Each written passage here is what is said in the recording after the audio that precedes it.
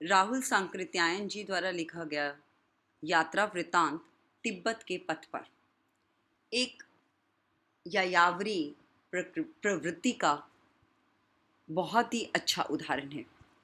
इस निबंध में उन्होंने तिब्बत पहुंचने तक के रास्ते में क्या क्या देखा, किस तरह के लोग उन्हें मिले, किस तरह उन्होंने अपना डेरा लगाया, उस डेरे में उन्हें क्या क्या सुविधाएं मिली, रास्ते किस प्रकार के थे और किस तरह के लोग मिले और लोगों ने कैसा व्यवहार किया, वहाँ पर सरकार की क्या क्या भूमिकाएं रही और लोग कितने आत्मनिर्भर हैं कि वो किसी भी प्रकार से सरकार से ये याचना नहीं करते कि कोई काम उनके लिए कर दिया जाए, बल्कि वह खुद ही अपने लिए काम कर लेते। झूलते हुए से पुल है वहाँ पर, कुछ ऐसे वृक्ष भी हैं जिनकी टहनियाँ हरियाली से भरी हैं और जड़ों से भी वो पुल का निर्माण कर लेती हैं। ऐसे बहुत सी चीज़ों का वर्णन राहुल सांकृत्यायन जी ने अपने इस यात्रा वृत्तांत में किया है।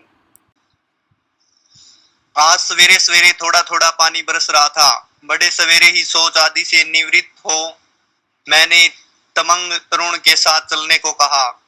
उसे अपने खेत को काटना था, इसलिए अवश्य कठिनाई थी। अंत में मैंने उसे तात पानी तक ही चलने के लिए कहा।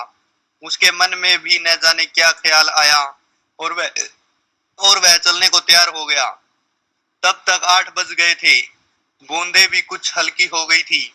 मैंने सबसे विदाई ली। गांव से थोड़ा मक्खन तो नहीं मिल सका। सत्तू लेकर हम चल पड़े। मालूम हुआ हमारे रास्ते के बगल में ही चरवाहों का डेरा है, वहां मक्खन मिल जाएगा। हमारा रास्ता पहाड़ के ऊपरी हिस्से से जा रहा था। यहाँ चारों ओर जंगल था। रास्ता कहीं कहीं तो काफी चौड़ा था। इन रास्तों की मरम्मत आदि गांव के लोग ही किया करते हैं। हाँ बेटी, तिब्बत के पथ पर एक यात्रा वृतांत है। राहुल सांकृत्यायन अपनी यायावरी के लिए अर्थात घूमने के शौक के लिए बहुत प्रसिद्ध रहे हैं। उन्होंने अपनी यात्राओं के वृतांत लिखे हैं। जहाँ जहाँ वो गए उन सब के लिए उन्होंने शब्द दिए और उन सब को सबके साथ साझा किया। तो ये जो निबंध हमारे पास है तिब्बत के पथ पर, कि कैसे पहाड़ों में वे गए, कैसे पहाड़ी लोगों का जीवन है, पहाड़ों में कैसे उन्होंने सफ़र किया। अब उनका कहना है कि एक गांव में जहाँ पशुपालन नहीं होगा वहाँ उन्हें मक्खन नहीं मिला, लेकिन उससे ही अगले गांव में चरवाहे जो चराते हैं पशुओं को, तो वहाँ पर क्योंकि पशु रखते हैं, उनके पास पशुधन है, तो उनके पास दूध घी मक्खन की बहुत तायत है और वो वहाँ पर उन्हें मिल जाएगा। फिर रास्ते पहाड़ी हैं, कैसे हैं, हरियाली से भरे हुए हैं, जंगली रास्ते हैं, कहीं चौड़े हैं कहीं संकरे हैं। और यहाँ पर ऐसा नहीं कि उन रास्तों की मरम्मत कोई सरकार करती है, कोई प्रोजेक्ट्स बनते हैं। यहाँ पर तो हर काम गांव के लोग खुद ही किया करते हैं। हाँ जी। 6 घंटे बाद हम चरवाहों के डेरे में पहुंच गए। मोटी जंजीरों में बंधे कुत्तों के कान के पर्दे फाड़ने शुरू किया। गृहिणी ने कुत्तों को दबाया, तब फिर हम डेरे के भीतर घुसने पाए। डेरा क्या था? चटाइयों से छाया हुआ झोपड़ा था, जिसके भीतर खाने पीने का सामान, कपड़े, बिछौने, बर्तन सभी ठीक से रखे हुए थे। जामो अर्थात गाय और चमड़े मृग से उत्पन्न मादा दूही जा रही थी। गृहपति लकड़ी के छोटे बर्तनों में दूध दूध कर लाता था। गृहपत्नी चारा तैयार कर रही थी। इस देश में दुहने के वक्त गाय के सामने कोई खाने की चीज अवश्य रखनी होती है। डेरे के एक कोने में लकड़ी का बड़ा बर्तन छाछ से भरा हुआ था। डेरे वालों ने दूध पीने को कहा, किंतु मैंने छाछ पसंद की। इसके बाद उन्होंने खाने का आग्रह किया। आगे रास्ते में कुछ खाने को मिलेगा या नहीं, इसका कुछ ठीक नहीं था, इसलिए मैंने निमंत्रण स्वीकार कर लिया। उसी वक्त उन्होंने चावल और तरकारी बनाई। हमारे खाना समाप्त करने तक उन्होंने मक्खन भी तैयार कर दिया। इस प्रकार 11 बजे के करीब हमें छुट्टी मिली। हाँ, अब इस अनुच्छेद में उन्होंने वहाँ के रहन सहन के बारे में चर्चा की है कि कैसे लोग रहते हैं, पशुओं को पालते हैं। गायें जो है वहाँ पर जहाँ वो दूध लेते हैं वो देसी गाय नहीं है, बल्कि एक क्रॉस ब्रीड है जिसे उन्होंने जामो नाम दिया है, और जो गाय और चमड़े मृग से पैदा हुई है। जैसे अब आप देखोगे कि एक घोड़ा है, एक गधा है और एक खच्चर है। जो गधे और घोड़े से की पैदाइश है वह खच्चर है, ऐसे ही जो गाय और मृग की पैदाइश है वो जामो है। तो वो कहते हैं कि यहाँ पर गाय का दूध ऐसे नहीं निकाला जाता। अगर तुम गांव में रहते हो और तुमने पशुपालन किया है तो तुम देखते होगे कि कुछ गायों की एक अपनी खास आदत होती है। कुछ गायें हत्थड़ हो जाती हैं, वो एक ही व्यक्ति है परिवार का जो उसके थनों से दूध निकाल सकता है। और दूसरी यह है कि गायें बड़ी तेजी से टांग चला देती है, अगर उसे दूध नहीं देना है तो अपने दूध को ऊपर भी चढ़ा जाएगी। तो इसलिए गाय का दूध दोहते हुए हमेशा उसके आगे चारा डाला जाता है, और यहाँ की ये रिवायत है कि बिना चारा डाले ये लोग दूध नहीं निकालते। हाँ जी। विशालकाय वृक्षों के बीच से रास्ता,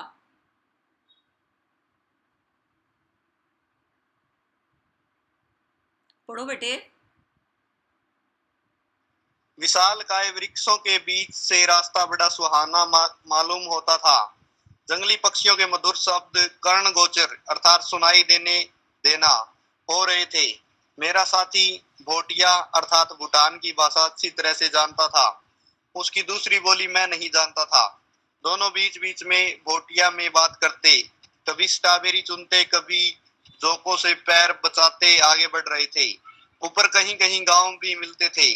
यह सभी गांव येलमो लोगों के थे। सारा गांव सफेद ध्वजाओं का जंगल था। गांव के पास रास्ते में मानी अर्थात बौद्ध धर्म से संबंधित कोई पवित्र संरचना होना अनिवार्य था। मानियों के दोनों ओर रास्ता बहुत साफ बनाया गया था। बौद्ध यात्री सदा इन मानियों को दाहिने रख परिक्रमा करते चला करते हैं। यद्यपि इस प्रकार चारों ओर परिक्रमा नहीं होती तो भी उसकी लंबी परिक्रमा हो जाती है, या भविष्य की यात्राओं से परिक्रमा पूरी हो जाती है और आदमी महापुण्य का अधिकारी हो जाता है। एक गांव में तो मानी की दीवारों में पत्थरों पर खुदी हुई तस्वीरों पर रंग भी ताजा ही लगा हुआ था। ऊपर कह चुका हूँ, येलमो लोगों में लामा धर्म बहुत जागृत है और वह खाने पीने से भी खुश है।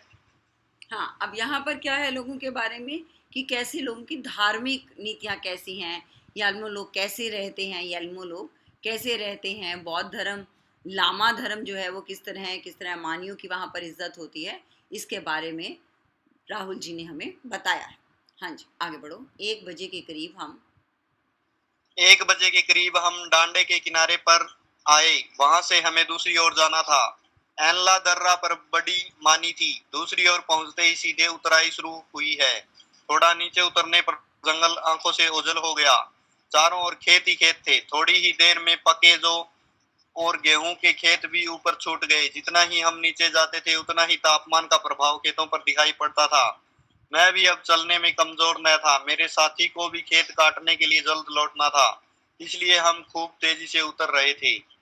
हाँ, तो यात्रा का अगला भाग है कि किस तरह दर्रे होते हैं जो पहाड़ों के बीच से निकलते हैं रास्ते, तो वहाँ के बारे में बताते हैं कि कैसा तापमान था, कैसा वातावरण था। हाँ जी। तमंगों के कितने ही गांवों को पार कर निचले हिस्से में गोरखों के गांव मिले। यहाँ मकई एक एक बालिश तूगी थी। 3-4 बजे हम नीचे नदी के पुल पर पहुंच गए। यहाँ भी एक सरकारी सिपाही रहता था, किंतु उसे एक भोटिया लामा से क्या लेना था। पार होकर चढ़ाई शुरू हो गई। चढ़ाई में अब उतनी फुर्ती नहीं हो सकती थी। 5 बजे के बाद थकावट भी मालूम होने लगी। हमने सवेरे ही सवेरे का निश्चय कर लिया। पास के गांव में एक ब्राह्मण का घर मिला। गृहपति ने लामा को आसन दे दिया। साथी ने भात बनाया। रात बिताकर फिर हम ऊपर की ओर बढ़े। कितने ही गांव और नालों को पार करते हुए दोपहर के करीब हम डांडे पर पहुंचे। डांडे को पार करते ही फिर वृक्षों से शून्य पहाड़ मिला। 12 बजे के बाद दूसरा डांडा भी पार कर लिया और अब हम काठमांडू से कुत्ती जाने वाले रास्ते पर थे। यह रास्ता ऊपर ऊपर से जाने वाला है। नीचे से एक दूसरा भी रास्ता है, लेकिन वह बहुत गर्म है।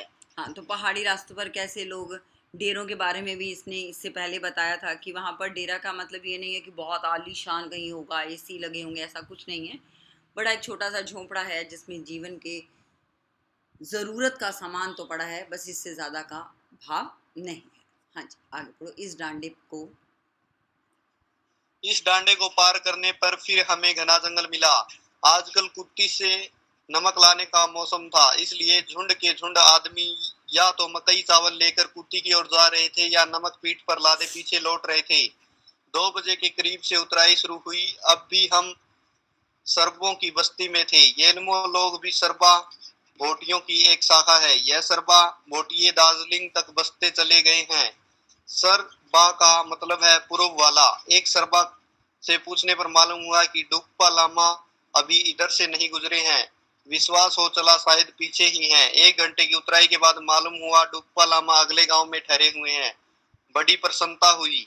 3 बजे हम जाकर उनके सामने खड़े हुए। मेरा उनका झगड़ा तो था नहीं, सिर्फ जातीय स्वभाव के कारण उन्होंने मेरी उपेक्षा की थी। सभी लोग पंडिता को देखकर बड़े परेशान हुए। उस रात को वहीं रहना हुआ। गांव तमंगों का था।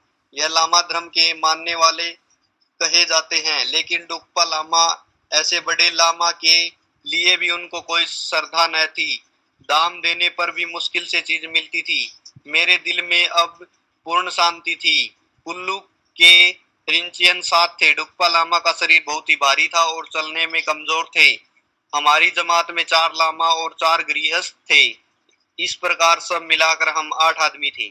हाँ, अब वो देखो, जब वो अपने जातीय भेद की बात करता है अपने समाज में, तो यही कहता है कि भी देखो, हम कितने भी ऊपर उठ जाएं, हम कितने भी बाहर के समाज में भी इधर उधर चले जाएं, लेकिन ये जातीय भेद रहता ही है। अब वो कहते हैं कि ये दूसरी चीज़ इन्होंने बताई कि यहाँ का व्यापार कैसा है, क्योंकि उस कुती पहाड़ी के ऊपर नमक बहुत ज़्यादा है। तो लेकिन नमक बहुत ज़्यादा है तो खेती नहीं हो पाती है, तो मकई लेकर लोग जाते हैं और नमक लेकर वापस आ जाते हैं। तो ये जो लेन देन है यहाँ से वहाँ, ये हमें व्यापार के लिए किस तरह प्रेरित करता है। हाँ जी।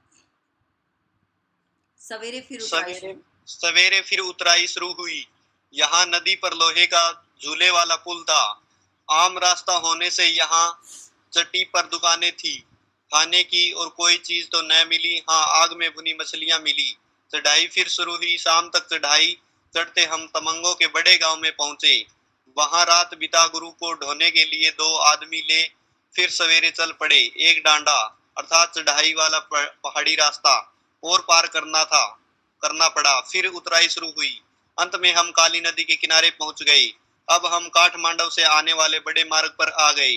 सड़क पर नमक वालों का मेला सा जाता हुआ मालूम होता था।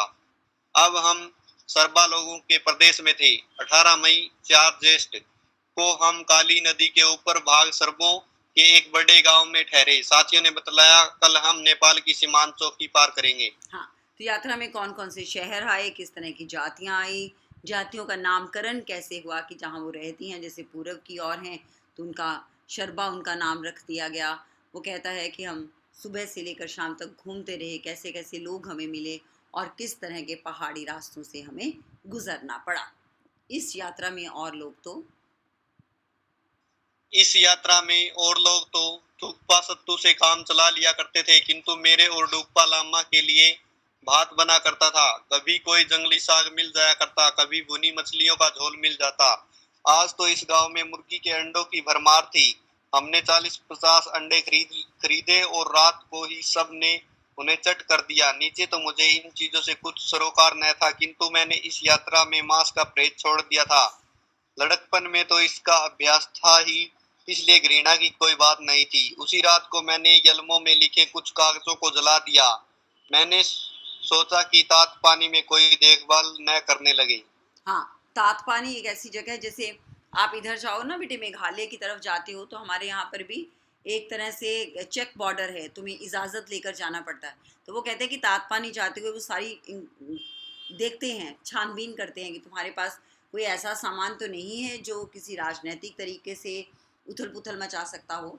तो फिर वो ऐसे लोगों को आगे जाने की इजाज़त नहीं देते।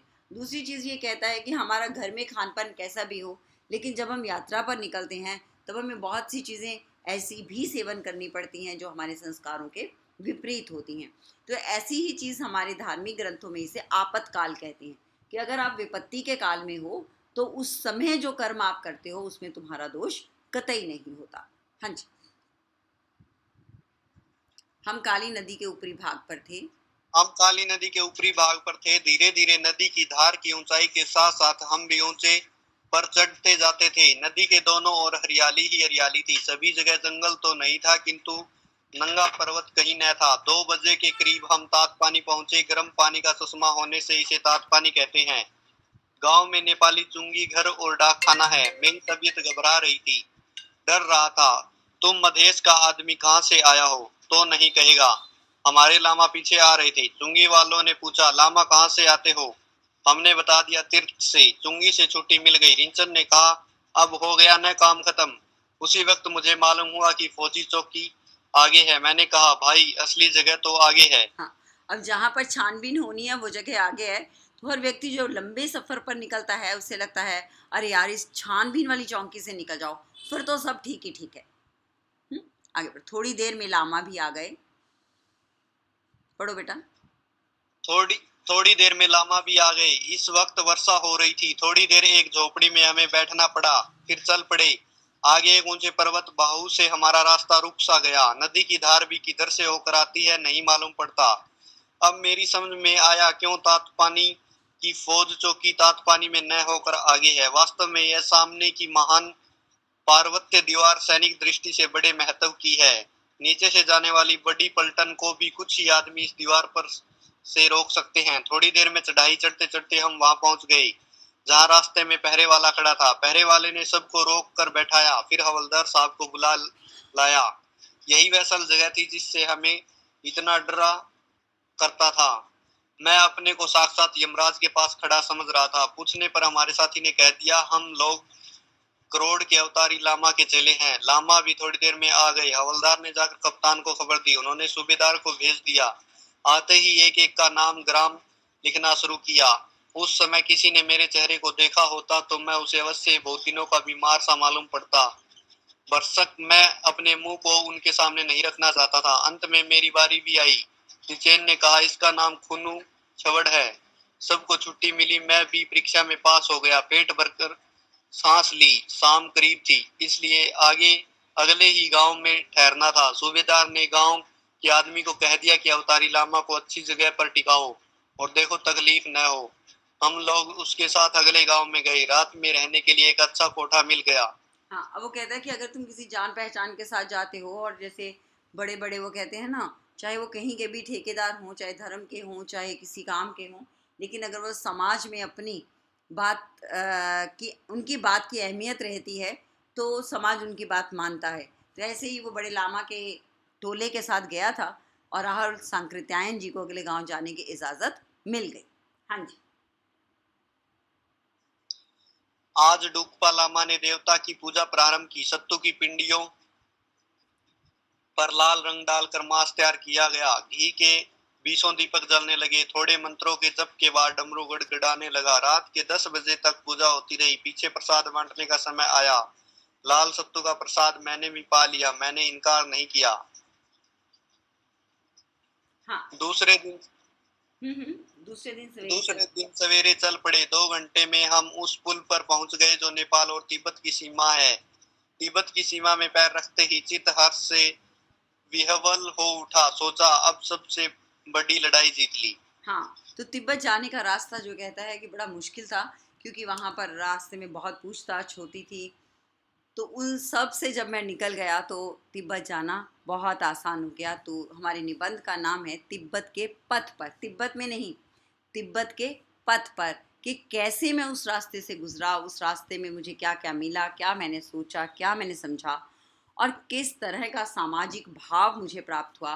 उन सब का वर्णन तिब्बत के पथ पर राहुल सांकृत्यायन जी ने किया। तो ये एक यात्रा वृतांत है। कोशिश करो बच्चों, जब तुम भी कहीं घूमने जाते हो तो घर आकर उसे लिखो, अपनी अनुभूतियों को शब्द दो, अपने भावों को शब्द चित्र दो, ताकि तुम अपने अंदर की अनुभूतियों को साझा कर सको और एक यात्रा वृतांत के लेखक बन सको।